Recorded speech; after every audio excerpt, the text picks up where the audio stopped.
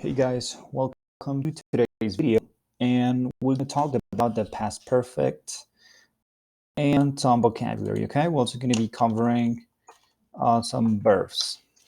All right, so first, what is the past perfect? So basically, the past perfect tense, it's quite an easy tense to understand and to use. This tense talks about the past in the past. Okay, so you have to think about like this. You have two actions that happen in the past. One action first, and then another action. However, they are both in the past. Okay, I'm going to explain that in a bit. So basically, the grammar is real simple. You need your subject, which is basically it's going to be I, you, he, she, it, you, we, or they. Basically, those are the subjects that we have. What else do we need? We're going to need the auxiliary had. This is not going to change, okay? It doesn't matter if it's a plural or a singular third person subject, it's not going to change, okay? Then we will need the verb in the past participle. If you guys remember, we covered the past participle on another video. You can always go to my channel and check that video that we talk about past participle.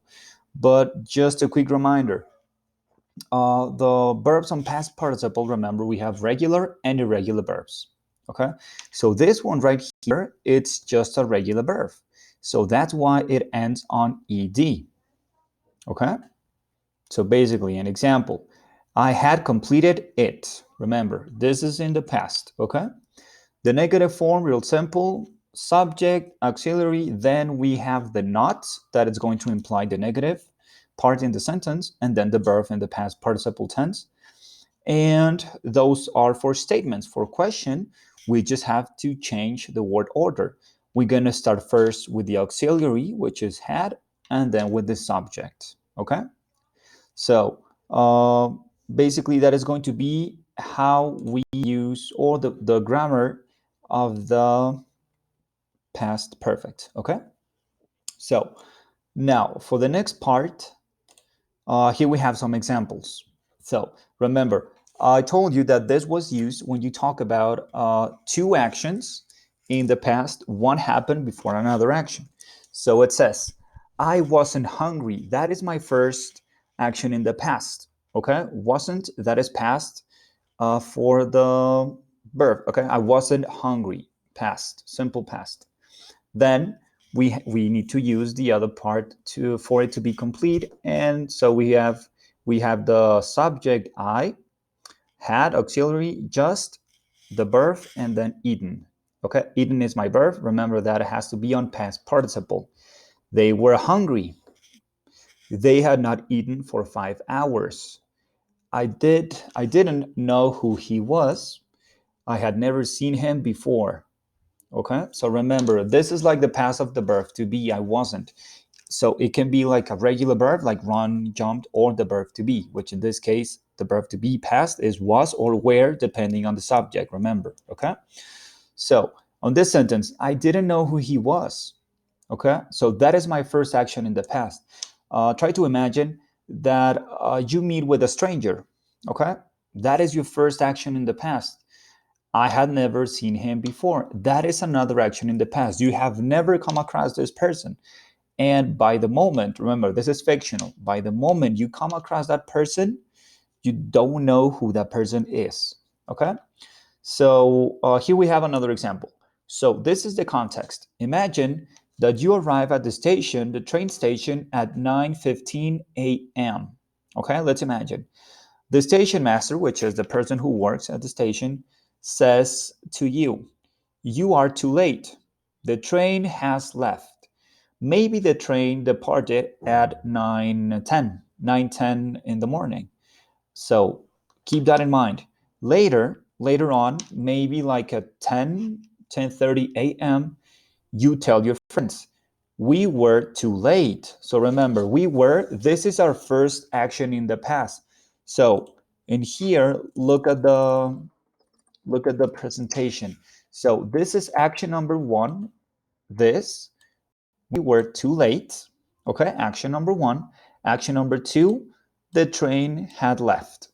Okay, if you guys notice, both are in past. How do we know this? Because we were Where is the past of the verb to be? Okay? And the train had left. So that is why we use the past perfect. Okay? Now remember, the verbs that I told you about, we have regular and then we have irregular verbs. Okay?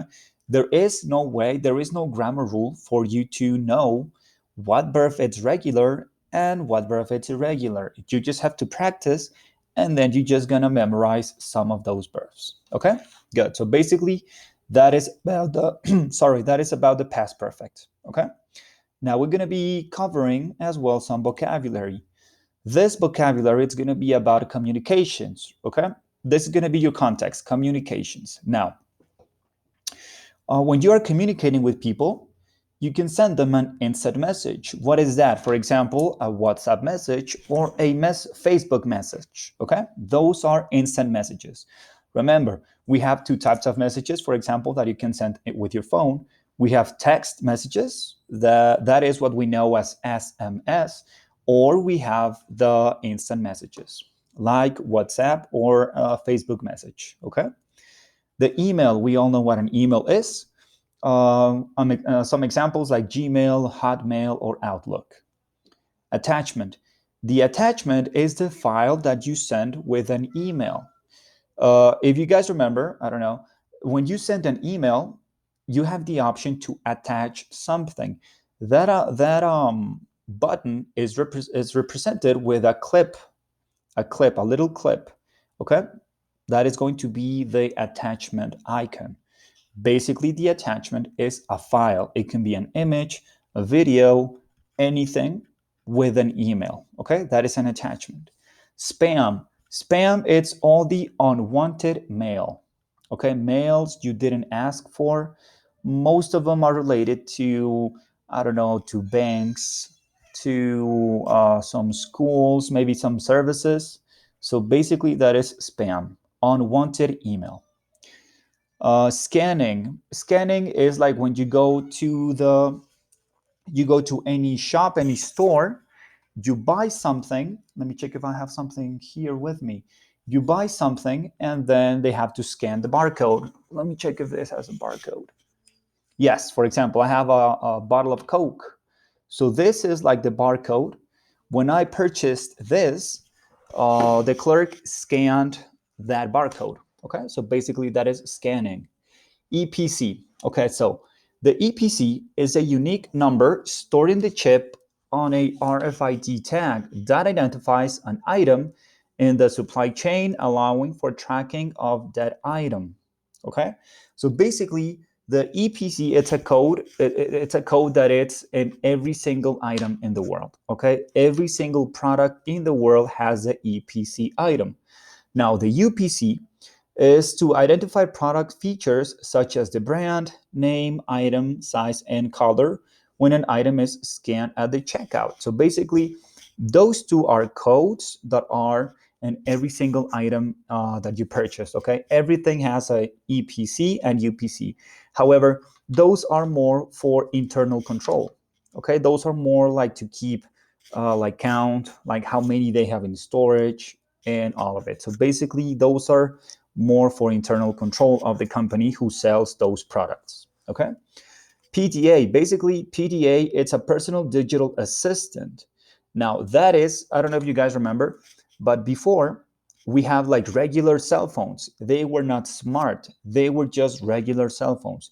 You just make and receive calls and maybe some of them could or have the ability to send text messages, but that's it. You didn't have any calculator, any calendar, any apps. So you would have to use a PDA.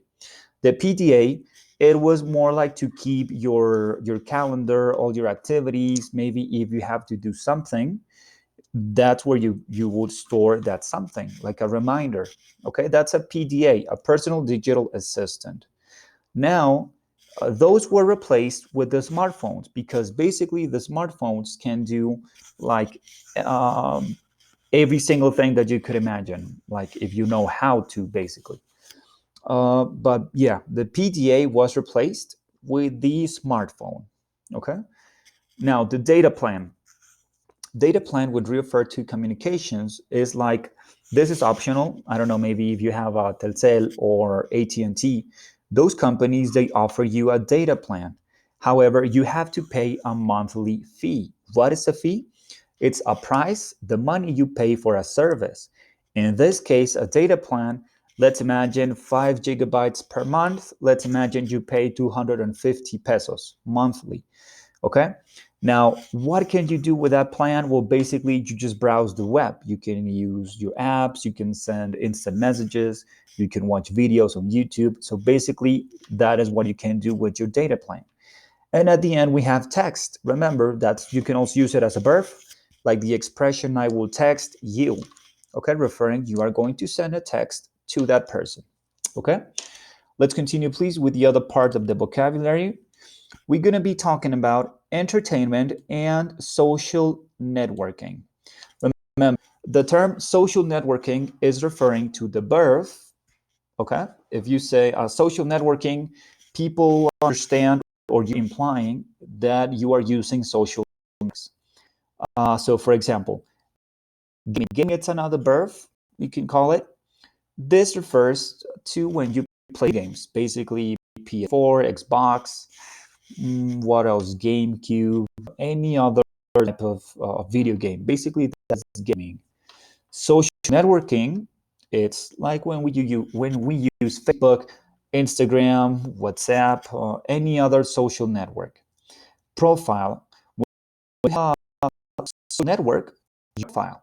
Most of the time, the profile it's gonna add a picture and some basic person, however, basic but personal info, maybe like your name, your email, your date of birth. I don't know, maybe some hobbies, some interests that you may have. Okay, your profile. The handle. In the online world, a handle is another word for username. Okay, so maybe if you go on Facebook and you appear as Juan Lopez, that is going to be your username. You can change that username to anything you want. Posts. Posts, let's go a really, really simple example, a meme.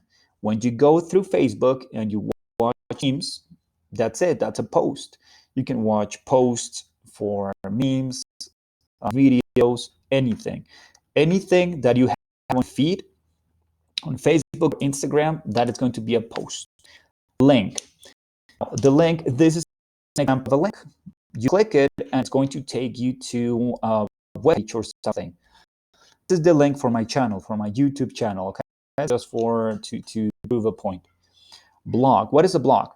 The blog is an online journal or informational site. Remember, a journal is like this. I don't know. A lot of people they use small notebooks as journals. This is not a journal in my case. This is something I have that I use in school just to keep control of my activities.